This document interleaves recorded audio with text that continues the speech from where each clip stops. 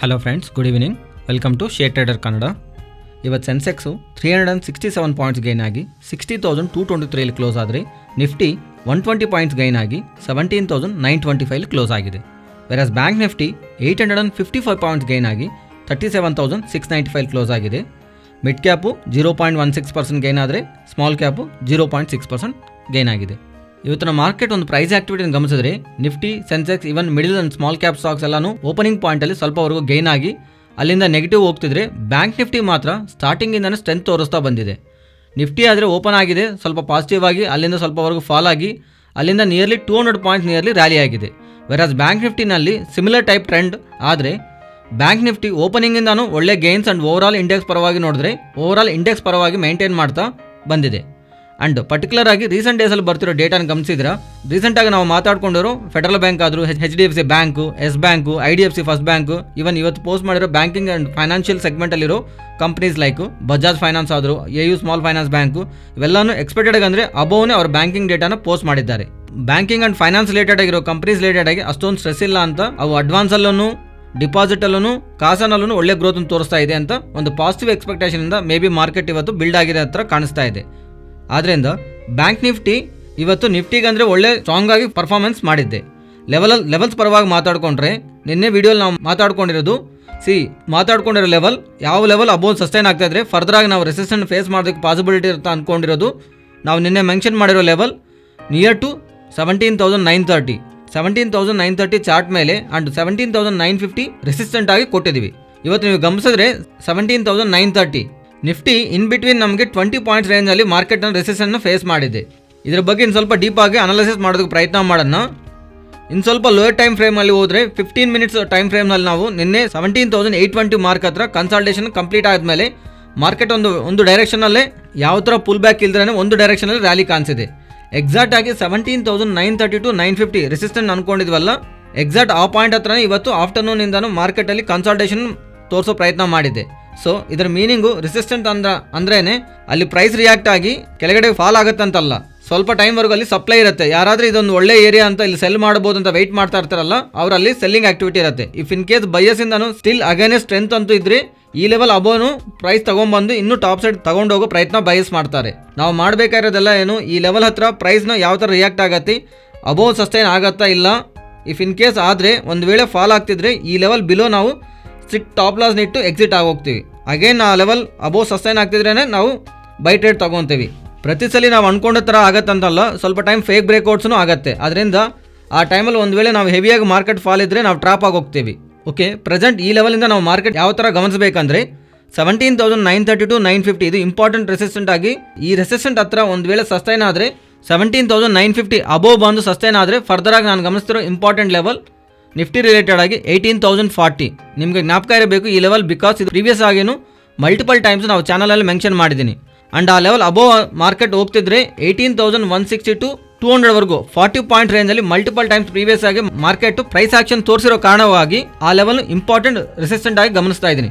ಒಂದು ವೇಳೆ below fall ಆಗ್ತಿದ್ರೆ ಆ ಲೆವೆಲ್ ಬಿಲೋ ನಾವು ಕಾಶಿಯಸ್ ಆಗಿ ಇರಬೇಕು. ಯಾವ ಲೆವೆಲ್ ಬಿಲೋ ಇನ್ನೂ ಫಾಲ್ ಆಗೋದಕ್ಕೆ ಪಾಸಿಬಿಲಿಟಿ ಇರುತ್ತೆ ಅಂತ ಅನ್ಕೊಂಡ್ರೆ, ನಾನು ಗಮನಿಸ್ತಾ ಇರೋ ಲೆವೆಲ್ ಇಲ್ಲಿಂದ ನಿಯರಾಗಿ ಹೇಳಬೇಕಂದ್ರೆ ಇನ್ನು ಸ್ವಲ್ಪ ದೂರವಾಗಿ ನೋಡಿದ್ರೆ 17,640, ಬಟ್ ಪ್ರೆಸೆಂಟ್ ಇರೋ ಲೆವೆಲಿಂದ ನೋಡ್ತಾ ಇದ್ರು ಇಂಟ್ರಾಡೇ ಬೇಸಲ್ಲಿ ನೋಡಿದ್ರೆ 17,850 ಬಿಲೋ ಬರೋವಾಗ ಸ್ವಲ್ಪ ಕಾಶಿಯಸ್ ಆಗಿರ್ತೀನಿ. ಅಂಡ್ ಬ್ಯಾಂಕ್ ನಿಫ್ಟಿನೂ ಪ್ರೆಸೆಂಟ್ ಇರೋ ಸ್ಟ್ರಕ್ಚರ್ ಬುಲಿಶ್ ಆಗೇ ಇದೆ. ಈ ಲೆವೆಲ್ ಹತ್ರ ಸಸ್ಟೈನ್ ಆಗ್ತಿದ್ರೇನು ಓಪನ್ ಆಗ್ತಿದ್ರು ನಾವು ಫರ್ದರ್ ಆಗಿ ಅಪ್ ಸೈಡ್ 37,860 ಅಬೋವ್ ಸಸ್ಟೈನ್ ಆಗ್ತಿದ್ರೆ 38,140 ನಾವು ಗಮನಿಸಬಹುದು.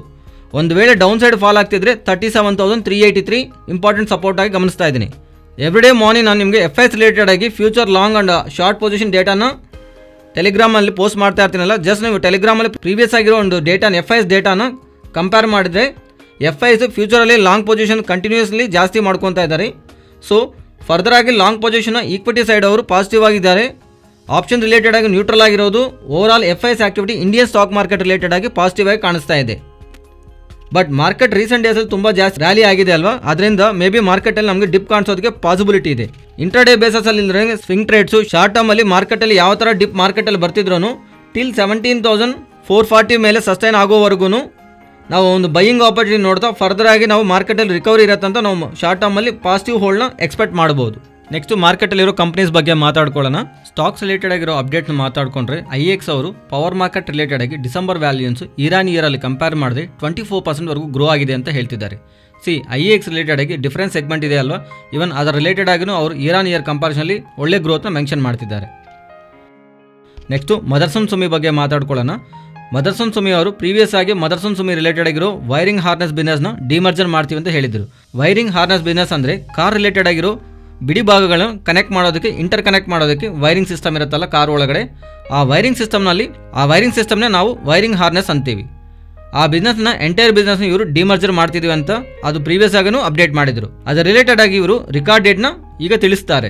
ಈ ಡಿಮರ್ಜರ್ ಮಾಡೋ ಕಾರಣವಾಗಿ ಪ್ರೆಸೆಂಟ್ ಮದರ್ಸನ್ ಸುಮಿನಲ್ಲಿ ಯಾರಾದರೂ ಶೇರ್ನ ಹೋಲ್ಡ್ ಮಾಡ್ತಿದ್ದಾರೋ, ಮದರ್ಸನ್ ಸುಮಿ ಅವರು ಒಂದು ಶೇರ್ನ ಹೋಲ್ಡ್ ಮಾಡ್ತಿದ್ರೆ ಅವರಿಗೆ Motherson Sumi wiring India limited ನಲ್ಲಿ ಒಂದು ಈಕ್ವಿಟಿ ಶೇರ್ನ ಸ್ಟಾಕ್ ಮಾರ್ಕೆಟ್ ಇವರಿಗೆ ಲಿಸ್ಟ್ ಆದ್ಮೇಲೆ ಅಲರ್ಟ್ ಆಗುತ್ತೆ. ಸೊ ಈ ಡಿಮರ್ಜರ್ ಆದ್ಮೇಲೆ ಪ್ರೆಸೆಂಟ್ ಇರೋ ಬಿಸ್ನೆಸ್ ಇಂದ ಹೊಸದಾಗಿ ಮಾರ್ಕೆಟ್ ಅಲ್ಲಿ ಲಿಸ್ಟ್ ಆಗೋ ಬಿಸ್ನೆಸ್ ಅಲ್ಲೂ ಪ್ರೆಸೆಂಟ್ ಮದರ್ಸನ್ ಸುಮಿ ಶೇರ್ ಹೋಲ್ಡರ್ಸ್ಗೆ 1:1 ರೇಷಿಯೋನಲ್ಲಿ ಶೇರ್ಸ್ ಅಲರ್ಟ್ ಆಗುತ್ತೆ ಅಂತ ಮದರ್ಸನ್ ಸುಮಿ ಅವರು ಅಪ್ಡೇಟ್ ಮಾಡ್ತಿದ್ದಾರೆ.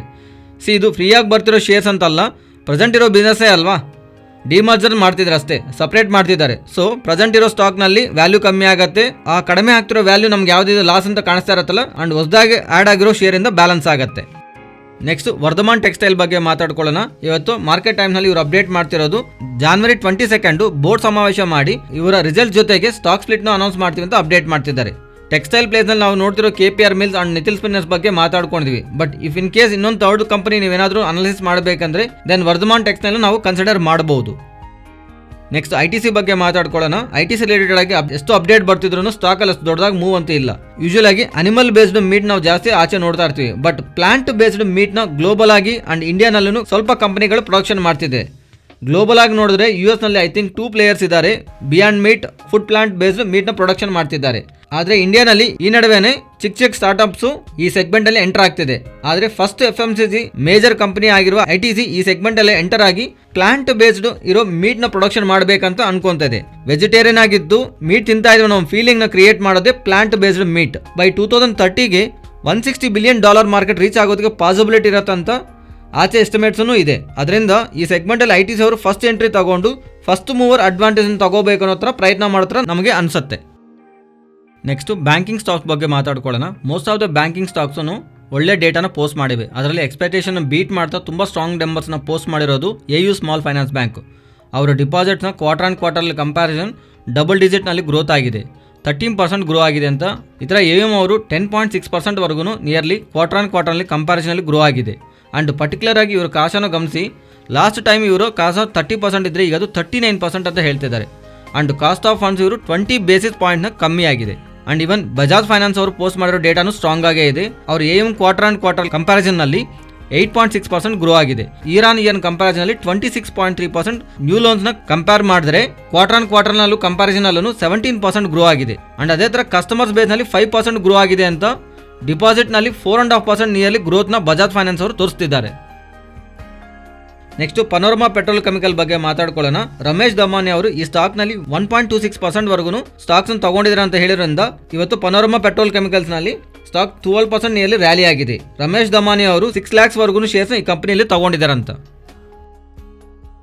ನೆಕ್ಸ್ಟ್ ನೆಲ್ಕೋ ಬಗ್ಗೆ ಮಾತಾಡ್ಕೊಳ್ಳೋಣ. ONGC ಅವ್ರಿಗೆ ಸಂಬಂಧಿಸಿರುವ ಆಫ್ಶೋರ್ ಸೈಟಲ್ಲಿ ಕಮ್ಯುನಿಕೇಷನ್ ಇನ್ಫ್ರಾಸ್ಟ್ರಕ್ಚರ್ ಇಂಪ್ರೂವ್ ಮಾಡೋದಕ್ಕೆ ನೆಲ್ಕೋ ಅವರು 40 crores ಬೆಲೆ ಆಗೋ ಆರ್ಡರ್ ಸಿಕ್ಕಿದೆ ಅಂತ ಅಪ್ಡೇಟ್ ಬಂದಿರೋದ್ರಿಂದ ಸೊ ಈ ಅಪ್ಡೇಟ್ ಆದಮೇಲೆ ಸ್ಟಾಕಲ್ಲಿ ನಮಗೆ ಆಕ್ಟಿವಿಟಿ ಆಲ್ಮೋಸ್ಟ್ 5% ಅಪ್ಪರ್ ಸರ್ಕ್ಯೂಟಲ್ಲಿ ಕ್ಲೋಸ್ ಆಗಿದೆ. ರೀಸೆಂಟಾಗಿ ಲಿಸ್ಟ್ ಆಗಿರೋ IPOs ಯಾವ ಪ್ರೈಸಲ್ಲಿ ಬಂದಿದೆ, ಅದು ಬಂದ ಮೇಲೆ ಆ ಪ್ರೈಸಿನ ಮಾರ್ಕೆಟ್ ಲಿಸ್ಟ್ ಆದಮೇಲೆ ಎಷ್ಟು ಪ್ರೈಸ್ನಲ್ಲಿ ರ್ಯಾಲಿ ಆಗಿದೆ ಅಂತ ಅದರ ರಿಲೇಟೆಡ್ ಆಗಿ ಆಂಕರ್ ಇನ್ವೆಸ್ಟರ್ಸ್ ಎಷ್ಟು ಪ್ರೆಸೆಂಟ್ನ ಹೋಲ್ಡ್ ಮಾಡ್ತಿದ್ದಾರೆ ಅನ್ನೋದು ಇದರ ರಿಲೇಟೆಡ್ ಆಗಿ ಆಂಕರ್ ಇನ್ವೆಸ್ಟರ್ಸ್ ತುಂಬ ದೊಡ್ಡ ಮೊತ್ತದಲ್ಲಿ ಅವ್ರ ಶೇರ್ನ ಹೋಲ್ಡ್ ಮಾಡ್ತಿರ್ತಾರಲ್ವಾ, ಅದನ್ನು ರೆಡ್ ಮಾರ್ಕ್ ಆಗಿ ನಿಮಗೆ ಮೆನ್ಷನ್ ಮಾಡಿದ್ದೀನಿ. ಸೊ ಅದರ ರಿಲೇಟೆಡ್ ಆಗಿ ಯಾರ ಹತ್ರ ಎಷ್ಟು ಮೊತ್ತದಲ್ಲಿ ಶೇರ್ಸ್ ಇದೆ, ಇಫ್ ಅದನ್ನು ಅವ್ರು ಎಕ್ಸ್ಪೆನ್ಸಿವ್ ವ್ಯಾಲ್ಯೂಲ್ಲಿ ಫೀಲ್ ಆಗ್ತಿದ್ರೆ ಅದನ್ನು anchor lock in period complete ಆದಮೇಲೆ ಆ ಪಾಯಿಂಟ್ ಆಫ್ ಟೈಮ್ನಲ್ಲಿ ಓಪನ್ ಮಾರ್ಕೆಟ್ ಸೇಲ್ ಮಾಡೋದಕ್ಕೆ ಪಾಸಿಬಿಲಿಟಿ ಇರುತ್ತಲ್ವಾ, ಅದರಿಂದ ಆಂಕರ್ ಲಾಕ್ ಇನ್ ಕಂಪ್ಲೀಟ್ ಆಗುವಾಗ ಪಾಯಿಂಟ್ ಆಫ್ ಟೈಮ್ನಲ್ಲಿ ಮಾರ್ಕೆಟ್ ರಿಲೇಟೆಡ್ ನಮಗೂ ಬಸ್ ಅಂತೂ ಕ್ರಿಯೇಟ್ ಆಗುತ್ತೆ. ನೆಕ್ಸ್ಟು ಮ್ಯಾಕ್ರೋಟೆಕ್ ಡೆವಲಪರ್ಸ್ ಬಗ್ಗೆ ಮಾತಾಡ್ಕೊಳ್ಳೋಣ. ಇವರು UK ಬಿಸ್ನೆಸ್ ರಿಲೇಟೆಡ್ ಆಗಿ ಅಪ್ಡೇಟ್ ಮಾಡ್ತಿದ್ದಾರೆ. ಇವರು UK ಪ್ರಾಜೆಕ್ಟ್ ರಿಲೇಟೆಡ್ ಆಗಿ ರಿಕಾರ್ಡ್ ಸ್ಥಾಯಿದಲ್ಲಿ ಕ್ವಾರ್ಟರ್ ಸೇಲ್ಸ್ ಇದೆ ಅಂತ, 19 million pounds ಹತ್ತಿರ ಇವರ ಸೇಲ್ಸ್ ರೀಸೆಂಟ್ ಕ್ವಾರ್ಟರ್ಸ್ ಅಲ್ಲಿ ಮೆನ್ಷನ್ ಆಗಿದೆ ಅಂತ ಇವರು ಅಪ್ಡೇಟ್ ಮಾಡ್ತಿದ್ದಾರೆ. ಸೊ ಯಾವಾಗಾದ್ರೂ ಈ ತರ ಡೇಟಾ ಪಬ್ಲಿಷ್ ಆಗ್ತಿರತ್ತಲ್ವಾ, ನೆಕ್ಸ್ಟ್ ಕ್ವಾರ್ಟರ್ ರಿಸಲ್ಟ್ಸ್ ಇವರು ಅಪ್ಡೇಟ್ ಮಾಡೋ ರಿಸಲ್ಟ್ಸ್ ಮೇಲೂ ಎಕ್ಸ್ಪೆಕ್ಟೇಷನ್ಸ್ ಪಾಸಿಟಿವ್ ಆಗಿರುತ್ತೆ. Next Laurus lab and grand pharma ಬಗ್ಗೆ ಮಾತಾಡ್ಕೊಳ್ಳೋಣ. ಜಫ್ರೀಸ್ ಅವರು ಲಾರಸ್ ಲಾಬ್ ರಿಲೇಟೆಡ್ ಆಗಿ ಬೈ ರೇಟಿಂಗ್ ಕೊಡ್ತಾ 628 ರುಪೀಸ್ಗೆ ಟಾರ್ಗೆಟ್ ನೆಕ್ಸ್ಟ್ 12 ಮಂತ್ಸ್ ಅಲ್ಲಿ ಮೆನ್ಷನ್ ಮಾಡ್ತಿದ್ದಾರೆ. ಇದಕ್ಕೆ ಅವರು ಮೆನ್ಷನ್ ಮಾಡ್ತಿರೋ ಲಾಜಿಕ್ ಅನ್ನು ಗಮನಿಸಿದ್ರೆ ಲಾರಸ್ ಲಾಬ್ ಅವರು ಡೈವರ್ಸಿಫಿಕೇಶನ್ ಸ್ಟ್ರಾಟಜಿಯಲ್ಲಿ ಇದ್ದಾರೆ ಅಂತ. API ರಿಲೇಟೆಡ್ ಆಗಿ ಇನ್ವೆಸ್ಟ್ಮೆಂಟ್ ನ ಜಾಸ್ತಿ ಮಾಡ್ತಾ ಫಿನಿಶಿಂಗ್ ಡೋಸಸ್ ನ ಅದರ ಜೊತೆ ಕಸ್ಟಮ್ಸ್ ಸಿಂಥಸಿಸ್ ಇಂಪ್ರೂವ್ ಮಾಡ್ತಿದ್ದಾರೆ.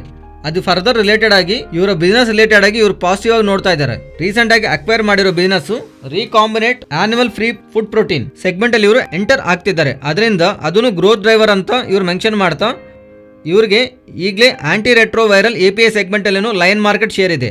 ಇವರಿಗೆ ಬಿಗ್ ಮಾರ್ಕೆಟ್ ಶೇರ್ ಇದೆ ಅಲ್ವಾ, ಅದರಿಂದ ಆ ಸ್ಪೇಸ್ ನಲ್ಲಿ ಇವರಿಗೆ ಜಾಸ್ತಿ ಗ್ರೋ ಆಗೋದಕ್ಕೆ ಕಷ್ಟ ಆಗತ್ತಲ್ವಾ. ಅದರಿಂದ ಆಂಟಿ ರೆಟ್ರೋ ವೈರಲ್ ಅಲ್ದ್ರೆ non oncology non anti retro viral API segment ಅಲ್ಲಿ ಗ್ರೋತ್ ಫರ್ದರ್ ಆಗಿ ಇಲ್ಲಿಂದ ಕಂಪನಿನ ಮೂವ್ ಮಾಡುತ್ತೆ ಅಂತ. ಸೊ ಆ API ಗ್ರೋತ್ 8% ವರೆಗೂ ನೆಕ್ಸ್ಟ್ ಫ್ಯೂ ಇಯರ್ಸ್ ರಿಲೇಟೆಡ್ ಆಗಿ ಇವರು ಗಮನಿಸ್ತಾ 628 ರುಪೀಸ್ಗೆ ಪರ್ ಶೇರ್ ನ ಸ್ಟಾಕ್ ಪ್ರೈಸ್ ರಿಲೇಟೆಡ್ ಆಗಿ ಇವರು ಫೇರ್ ಟಾರ್ಗೆಟ್ ಅಂತ ಮೆನ್ಷನ್ ಮಾಡ್ತಿದ್ದಾರೆ. ಅಂಡ್ ಗ್ರ್ಯಾಂಡ್ ಫಾರ್ಮ್ ರಿಲೇಟೆಡ್ ಆಗಿನು ಎಕ್ಸಿಸ್ಟಿಂಗ್ ಆಗಿ ಇವರ ಬಿಸ್ನೆಸ್ ರಿಲೇಟೆಡ್ ಆಗಿರೋ ಕ್ವಾಲಿಟಿನ ಅಗೇನ್ ಮೆನ್ಷನ್ ಮಾಡ್ತಾ ಲೈಕ್ ಜನರಿಕ್ ಇಂಜೆಕ್ಟಬಲ್ಸ್ ಅಲ್ಲಿ ಇವ್ರಿಗೊಂದು ಡಾಮಿನೆನ್ಸ್ ಇದೆ. USA FDA ರಿಲೇಟೆಡ್ ಆಗಿ ಯಾವ ಬ್ಯಾಡ್ ರಿಮಾರ್ಕ್ ಇಲ್ಲಿವರೆಗೂ ಇವ್ರಿಗಿಲ್ಲ. Bio similar capacity near to 6 times ಹತ್ರ ಇವರು ಬೆಳೆಸ್ಕೊಂಡು ಪಾಸಿಬಿಲಿಟಿ ಇರತ್ತಂತ ಒಂದು ಲೈನ್ ಆಡ್ ಮಾಡ್ತಾ 36.5 times ಅವರೆಗೂ FY24 ಅಲ್ಲಿ ಎಸ್ಟಿಮೇಟ್ ನ ಎರ್ನಿಂಗ್ ಪರ್ ಶೇರ್ ನ 4556 ರುಪೀಸ್ ಪರ್ ಶೇರ್ ಹತ್ರ ಟಾರ್ಗೆಟ್ ಇವರು ಮೆನ್ಷನ್ ಮಾಡ್ತಿದ್ದಾರೆ. ಅಂಡ್ ಈ ಎಂಟೈರ್ ಸೆಕ್ಟರ್ ನಲ್ಲಿ ಇದು ಟಾಪ್ ಪಿಕ್ ಅಂತ ಇವರು ಮೆನ್ಷನ್ ಮಾಡ್ತಿದ್ದಾರೆ. ನೆಕ್ಸ್ಟ್ ಒಂದು ಚಾಕ್ಲೇಟ್ ಇಂಡಸ್ಟ್ರಿ ಬಗ್ಗೆ ಮಾತಾಡ್ಕೊಳ್ಳೋಣ. ಒಂದೊಂದು ಚಾಕ್ಲೇಟ್ ರಿಲೇಟೆಡ್ ಆಗಿ ಟೆಕ್ಸ್ಚರ್ ಆದರೂ ಟೇಸ್ಟ್ ಆದರೂ ಅದರ ರಿಲೇಟೆಡ್ ಆಗಿ ಫ್ಲೇವರ್ಸ್ ಆದರೂ ಡಿಫ್ರೆಂಟ್ ಆಗಿರುತ್ತೆ. ಬಿಕಾಸ್ ಅದರಲ್ಲಿ ಯೂಸ್ ಮಾಡೋ ಇಂಗ್ರೀಡಿಯೆಂಟ್ಸು ಡಿಫ್ರೆಂಟ್ ಆಗಿರೋದ್ರಿಂದ ಆ ಥರ ಇಂಗ್ರೀಡಿಯೆಂಟ್ಸ್ ಮೇಲೆ ವರ್ಕ್ ಮಾಡೋ ಕಂಪನೀಸ್ ತುಂಬ ಲಿಮಿಟೆಡ್ ಕಂಪನೀಸು ಮಾರ್ಕೆಟಲ್ಲಿದೆ. ಅದರಲ್ಲಿ ಒಂದು ಮನೋರಮಾ ಇಂಡಸ್ಟ್ರೀಸ್ ನಿಯರ್ಲಿ 4 decades ಇಂದ ಇವರು ಆ ಬಿಸ್ನೆಸ್ ನಲ್ಲಿ ಇದ್ದಾರೆ. ಈಗ ಇವರು ಮೆನ್ಷನ್ ಮಾಡ್ತಿರೋದು ಇವರು ಈಗ ಮಿಲ್ಕೋವಾ ಕೋಕೋ ಬಟರ್ ಬೇಸ್ಡ್ ಈಕ್ವಲೆಂಟ್ ನ ಇಂಟ್ರೊಡ್ಯೂಸ್ ಮಾಡ್ತಾ ಇದಾರೆ ಅಂತ. ಯಾರಾದ್ರೂ ಚಾಕ್ಲೇಟ್ ರಿಲೇಟೆಡ್ ಆಗಿ ಮ್ಯಾನುಫ್ಯಾಕ್ಚರ್ ಇರ್ತಾರಲ್ಲ ಅವ್ರಿಗೆ ತುಂಬಾ ಜಾಸ್ತಿ ಯೂಸ್ ಆಗ್ತಾ ಚಾಕ್ಲೇಟ್ ಪ್ರೊಡಕ್ಷನ್ ಅಲ್ಲಿ ಯೂಸ್ ಮಾಡೋ ಮಿಲ್ಕ್ ಫ್ಯಾಕ್ಟ್ ಆದ್ರೂ ಕೋಕೋ ಬಟರ್ ಆದ್ರೂ ಈ ಪ್ರಾಡಕ್ಟ್ ರೀಪ್ಲೇಸ್ ಮಾಡುತ್ತೆ ಅಂತ.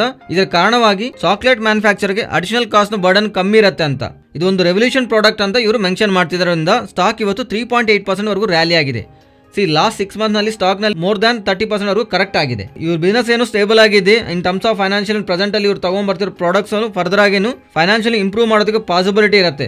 ಇಫ್ ಇನ್ ಕೇಸ್ ಈ ಸೆಗ್ಮೆಂಟ್ ಅಲ್ಲಿ ಚಾಕ್ಲೇಟ್ಸ್ ರಿಲೇಟೆಡ್ ಆಗಿ ಇಂಗ್ರೀಡಿಯೆಂಟ್ಸ್ ಅನ್ನ ಇವರು ತಯಾರಿ ಮಾಡಿ ಕಂಪನೀಸ್ ಮೇಲೆ ಒಂದ್ ವೇಳೆ ನೀವೇನೋ ಇಂಟ್ರೆಸ್ಟ್ ಆಗಿದ್ರೆ ಈ ಕಂಪನಿನ ಸ್ಟಡಿ ಮಾಡೋದಕ್ಕೆ ಪ್ರಯತ್ನ ಮಾಡಿ. ಅಂಡ್ ಇಫ್ ಇನ್ ಕೇಸ್ ನೀವು ಇಂಡಿಯನ್ ಮೆಟಲ್ ಅಂಡ್ ಫೆರೋ ಅಲೈಸ್ ನಲ್ಲಿ ಶೇರ್ಸ್ ಏನಾದ್ರು ಹೋಲ್ಡ್ ಮಾಡ್ತಿದ್ರೆ 7th January ಎಕ್ಸ್ ಡೇಟ್ ಅಂತ ಇವರು ಬೋನಸ್ ರಿಲೇಟೆಡ್ ಆಗಿ ಯಾರು ಈ ಕಂಪನಿ ಶೇರ್ ನ ಹೋಲ್ಡ್ ಮಾಡ್ತಿರ್ತಾರಲ್ಲ ಅವ್ರಿಗೆ ಅಡಿಷನಲ್ ಆಗಿ ಒಂದು ಫ್ರೀ ಶೇರ್ ನ ಬಂದು ನಿಮ್ಮ ಡಿಮ್ಯಾಟ್ ಅಕೌಂಟ್ ಅಲ್ಲಿ ಆಡ್ ಆಗುತ್ತೆ ಅಂತ. 7th January ಸ್ಟಾಕ್ ಪ್ರೈಸ್ ಕಮ್ಮಿ ಆಗುತ್ತೆ, ಅದರ ರಿಲೇಟೆಡ್ ಆಗಿ ಫ್ರೀ ಶೇರ್ ಅಡಿಷನಲ್ ಆಗಿ ಬಂದು ನಿಮ್ಮ ಡಿಮ್ಯಾಟ್ ಅಕೌಂಟ್ ಅಲ್ಲಿ ಆಡ್ ಆಗಿ ಆ ಪ್ರೈಸ್ ಬ್ಯಾಲೆನ್ಸ್ ಆಗುತ್ತೆ. Next Nifty support 17,850, resistant 17,950. Bank Nifty support 37,380 and resistant 38,150. Nifty option chain ಡೇಟಾನ ಮಾತಾಡ್ಕೊಂಡ್ರೆ ಮಾರ್ಕೆಟ್ ತುಂಬಾ ಶಾರ್ಪ್ ಆಗಿ ಟಾಪ್ ಸೈಡ್ಗೆ ಮೂವ್ ಆಗ್ತಿದೆ. ಈ ತರ ಮೂವ್ ಆಗ್ತಿರೋದ್ರಿಂದ ನೆಕ್ಸ್ಟ್ ಹೈಯೆಸ್ಟ್ ರೈಟಿಂಗ್ ನಮಗೆ 18,200ಗೆ ಶಿಫ್ಟ್ ಆಗಿದೆ. ಓವರ್ ಆಲ್ ಡೇಟಾ ಸಿಗ್ನಿಫಿಕೆಂಟ್ ಆಗಿಲ್ಲ. ಇಂಟ್ರಾಡೇ ಹೈ ಇಂದ ಡೇಟಾ ನಿಮಗೆ 18,200 300ಗೆ ಜಾಸ್ತಿ ರೈಟ್ ಆಗ್ತಿದೆ. ಇದು ಸಿಂಪ್ಲಿಫೈ ಆಗಿ ಮಾತಾಡಬೇಕಂದ್ರೆ 18,000 ಬ್ರೇಕ್ ಆಗಲ್ಲ ಅಂತ ಸ್ಟಿಲ್ ಇನ್ನೂ ಕಾಲ್ ರೈಟರ್ಸ್ ಬಿಲೀವ್ ಮಾಡ್ತಿದ್ದಾರೆ. ಆದ್ರೆ ಇವತ್ತು ಯಾರು ಫ್ರೆಶ್ ಆಗಿ ರೈಟ್ ಹೊಸದಾಗಿ ಮಾಡಿಲ್ಲ. ಕಾನ್ಫಿಡೆನ್ಸ್ ಅಲ್ಲಿ ಬಿಲ್ಡ್ ಆಗಿರಲ್ಲ. ಕಾನ್ಫಿಡೆನ್ಸ್ ಯಾವಾಗ ಬಿಲ್ಡ್ ಆಗಲ್ವೋ ಇನ್ನು ಏನಾದ್ರು ಪ್ರೈಸ್ ಬೆಳೆಯುತ್ತೆ ಅಂತ 18,200 ಹತ್ರ ವೆಯ್ಟ್ ಮಾಡ್ತಿದ್ದಾರೆ. ಸೊ ಇಮಿಡಿಯೇಟ್ ಆಗಿ 18,000 ಇಫ್ ಆ ಲೆವೆಲ್ ಅಬೋವ್ ಸಸ್ಟೈನ್ ಆಗ್ತಿದ್ರೆ 18,200 ಅನ್ನೋದು ನಾವು ಇಮಿಡಿಯೇಟ್ ಆಗಿ resistant with respect option chain ಆಗುತ್ತೆ. ಇಲ್ಲಿಂದ ಡೌನ್ ಸೈಡ್ಗೆ ಬರ್ತಿದ್ರೆ ಹ್ಯೂಜ್ ರೈಟಿಂಗ್ ನಮಗೆ 17,800 ಹತ್ರ ಕಾಣಿಸ್ತಾ ಇದೆ. 17,800 to 18,400 ಆ 400 ಪಾಯಿಂಟ್ಸ್ ರೇಂಜ್ನಲ್ಲಿ ನಿಫ್ಟಿ ಟ್ರೇಡ್ ಆಗುತ್ತೆ ಅಂತ ಕಾಲ್ ಅಂಡ್ ಪುಟ್ ರೈಟರ್ಸ್ ಭಾವಿಸ್ತಾ ಇದ್ದಾರೆ. ಇದು ಫ್ರೆಂಡ್ಸ್ ಇವತ್ತಿನ ಅಪ್ಡೇಟ್ಸು. ನಮ್ಮ ಅಪ್ಡೇಟ್ಸ್ ಇಷ್ಟ ಆಗಿದ್ರೆ ನಮ್ಮ ಪೇಜನ್ನು ಲೈಕ್ ಮಾಡಿ ಆ್ಯಂಡ್ ಶೇರ್ ಮಾಡಿ. ಮಾರ್ಕೆಟಲ್ಲಿರೋ ಅಪ್ಡೇಟ್ಸ್ ನಾವು ಕಂಟಿನ್ಯೂ ಆಗಿ ಟೆಲಿಗ್ರಾಮ್ಸಲ್ಲಿ ಅಪ್ಡೇಟ್ ಮಾಡ್ತಾ ಇರ್ತೀನಿ. ಸೊ ನೀವೇನಾದರೂ ಟೆಲಿಗ್ರಾಮ್ನಲ್ಲಿ ಇಲ್ಲ ಅಂದರೆ ಆ್ಯಪ್ನ ಇನ್ಸ್ಟಾಲ್ ಮಾಡಿಕೊಂಡು ಶೇರ್ ಟ್ರೇಡರ್ ಕನ್ನಡ ಅಂತ ಸರ್ಚ್ ಮಾಡಿದ್ರೆ ನಮ್ಮ ಗ್ರೂಪ್ ಕಾಣಿಸುತ್ತೆ. ನೀವು ಜಾಯ್ನ್ ಆದರೆ ನಿಮಗೆ ಟೈಮ್ ಟು ಟೈಮ್ ಅಪ್ಡೇಟ್ ಸಿಗುತ್ತೆ. Thank you.